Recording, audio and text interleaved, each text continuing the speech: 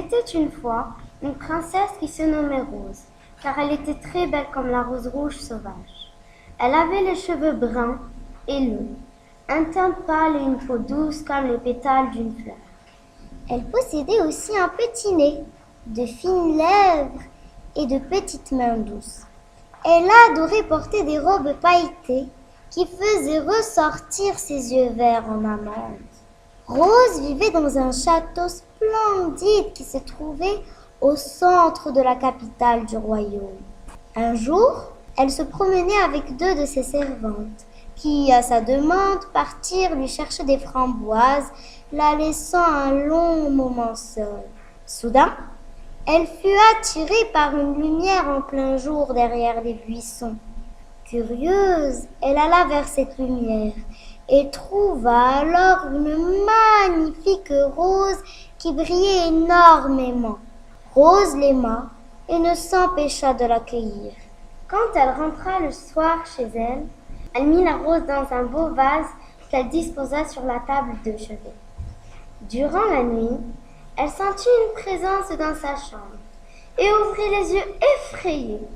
Elle vit alors un énorme monstre hideux.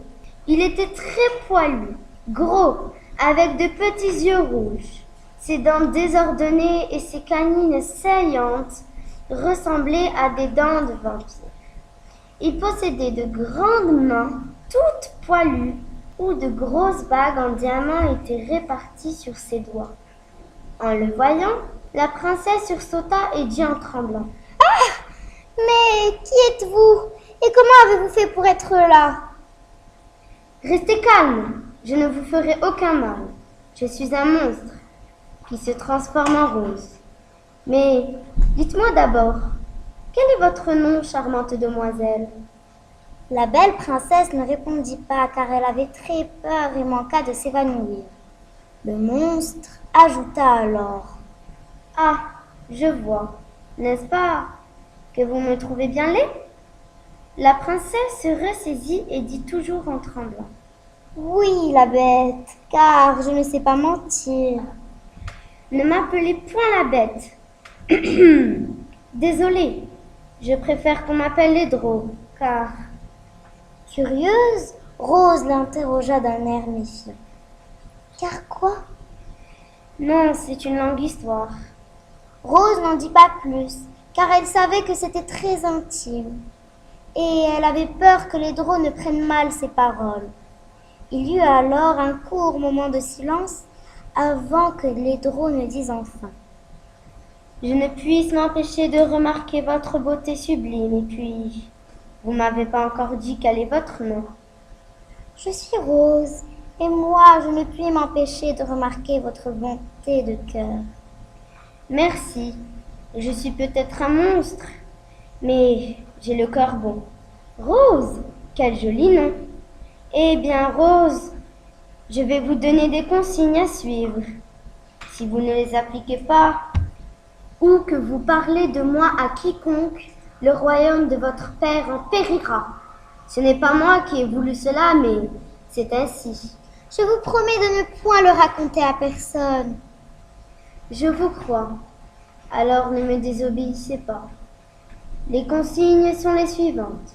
Chaque soir, vous souperez seul dans votre chambre et moi je vous regarderai. Et chaque matin, vous allez remplir le vase d'eau pour que je puisse me nourrir. Chaque souper, je vous poserai une question qui sera toujours la même question. » « Quelle est cette question? »« Rose, voulez-vous être ma femme? » ?»« Non, Laidro, contentons-nous d'être amis. » Le monstre fit un sifflement épouvantable et dit: « Puisque c'est ainsi, à demain, Rose. Ravi d'avoir fait votre connaissance. » Et il se retransforma en Rose. Rose suivit les ordres de Laidro jusqu'au jour où elle rendit visite à sa cousine qui vivait dans le royaume voisin. Le soir venu, Rose décida de rentrer chez elle, mais sa cousine la supplia tellement de dormir chez elle qu'elle finit par accepter.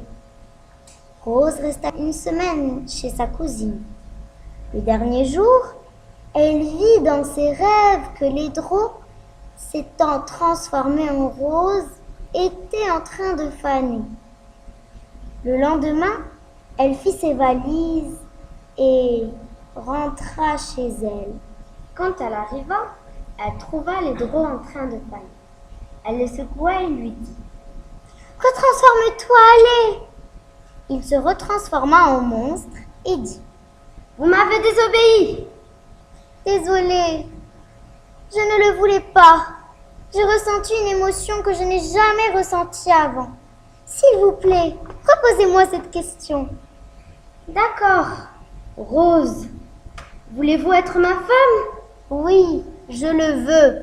Et sur ces mots, l'horrible monstre se transforma en un homme d'une beauté sublime. Rose en étant éblouie et n'en croyait pas à ses yeux. Lédro raconta à Rose comment il était venu un monstre. Il était en fait le roi d'un pays lointain.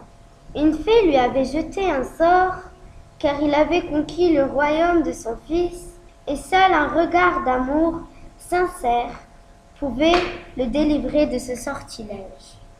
Et juste après l'histoire que lui avait racontée Lédro, elle alla chercher son père et le présenta à Lédro.